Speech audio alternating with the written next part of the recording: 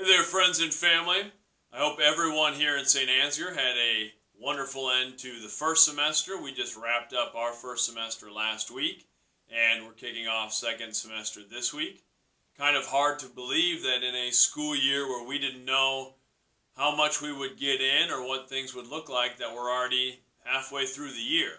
And I know things have looked a lot different for other people in different places. As I've talked to my friends in education and in coaching around the country, I know it's looked a lot different other places. I think we've been very fortunate here. I'm very thankful that within the framework of our protocols and everything that we're doing to be safe, that we've been able to be teaching in person. We've been able to have extracurricular activities, and we've been able to make things work. I'm very grateful for that.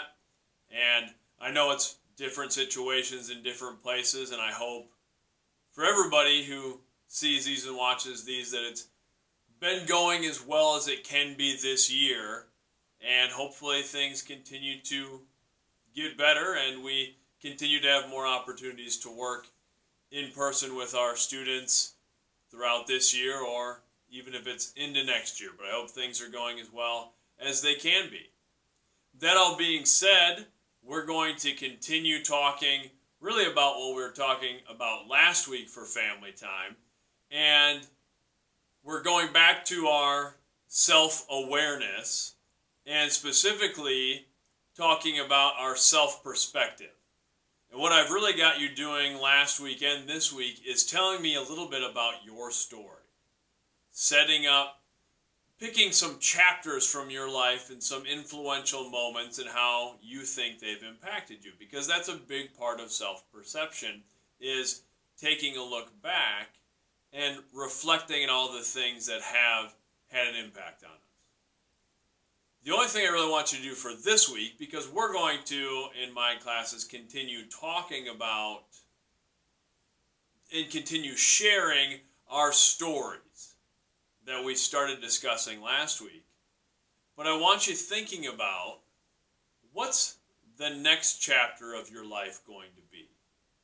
Especially for my high school students, and specifically my juniors and seniors, that's often a point of discussion. That's something we talk about a lot, is where do you go from here? And that's often decisions about post-secondary education or career choices, those sorts of things.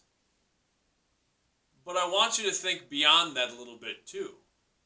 I want you to start thinking about who you're going to be. What are elements that you need in your life to feel happy and fulfilled, regardless of what activities you're doing, whether it's college or career or whatever. Think a little bit more deeply than that. And there's no specific activity this week, where our activity is a continuation from last week. But I want you to consider, what's your next chapter going to be? What's it going to look like? And I want you to understand that you get to write the next chapter, especially for my older students. It's hard sometimes with younger students, with elementary students, because, and we see it as educators, they don't have as many choices in their lives. They're often at the mercy of the things going on at home and the things that are influencing them. They don't have as much freedom, as much independence.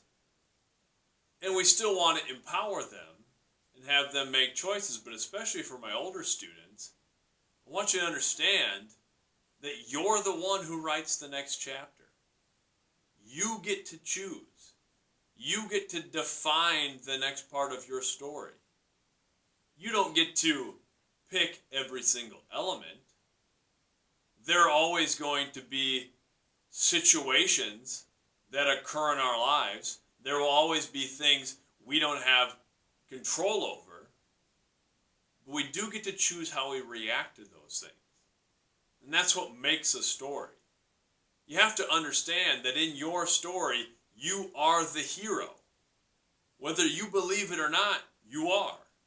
Your story is about you. You're the central character. Other characters enter and exit from our storylines, but you're the hero. And you get to decide how to be the hero. And it's okay if things don't always go the way you want them to go, because heroes face challenges. It's okay if you make mistakes. If you fall down on your face, that's okay. Heroes get knocked down. But heroes learn and they change and they grow. That's part of the hero's journey.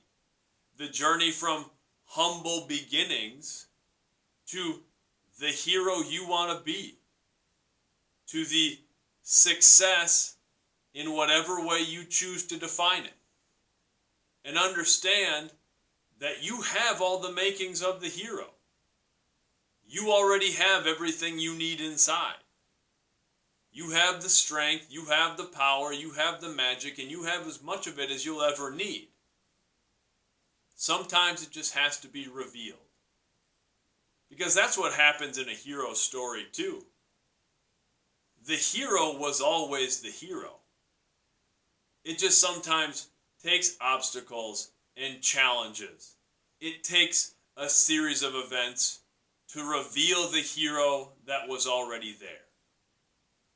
So I want you thinking about that this week. You don't have to do anything. You don't have to send me anything other than what we were already discussing with our stories this week. But next week, as we move from self-awareness into self-management again, and we continue to cycle through our social emotional learning competencies, we're going to start talking about how do you write that next chapter? How do you go after those dreams and goals that you have? How do you live as the hero you already are, but the version of it you want to be? Let's have a great week. Let's have a great start to the semester here in St. Ansgar.